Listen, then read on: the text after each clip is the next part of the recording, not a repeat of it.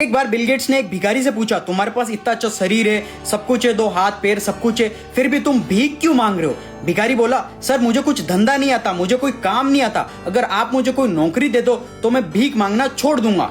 Bill Gates ने बोला, नौकरी तो नहीं दे सकता, लेकिन तुम मेरे बिजनेस पार्टनर बन सकती हो। मेरे पास एक दूध और घी का पूरा प्लांट है, तुम दूध घी मार्केट में सप्लाई करो और प्रॉफिट मंथ के एंड में बांट देंगे।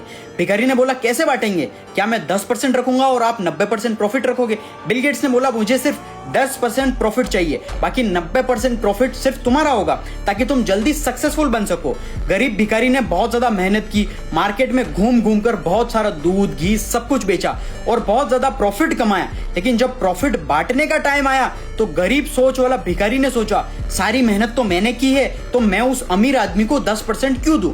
अगले दिन बिल गेट्स आए और प्रॉफिट का हिस्सा मांगा तो भिखारी ने बोला, बहाना करते हुए बोलता, सर मुझे तो बहुत ज्यादा नुकसान हुआ है, मुझे जितना प्रॉफिट हुआ उतना तो मेरे ऊपर लोन चुकाना है, मुझे सबको उधार देना है, तो मुझे इसके हिसाब से तो मुझे कोई भी प्रॉफिट ही नहीं हुआ है, तो आपको मैं हिस्सा बिल्कुल नहीं दे सकता। बिल गेट्स ने कुछ भी नहीं बोला और वहां से चले गए। वो गरीब बुद्धि वाला भिखारी बहुत खुश हुआ, सोचा सारा प्रॉफिट मेरा हो गया, सारे प्रॉफिट मेरी जेब में आ गया। अब भिखारी उन पैसों से रोज मौज मस्ती मजे मारने लगा और सारा पैसा उड़ाता चला गया। ऐसे करते करते उसके पास सारा पैसा खत्म हो गया।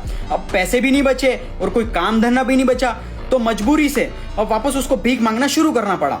अब लास्ट में जब बिल गेट्स ने वापस उसको देखा तो उन्होंने देखा ये भिखारी फिर से भीख मांगना चालू कर दिया, फिर से स्टार्ट हो गया यार। सो मोरल ऑफ द स्टोरी है कि इस दुनिया में गरीब और अमीर इंसान में सिर्फ एक डिफरेंस होता है, माइंडसेट का।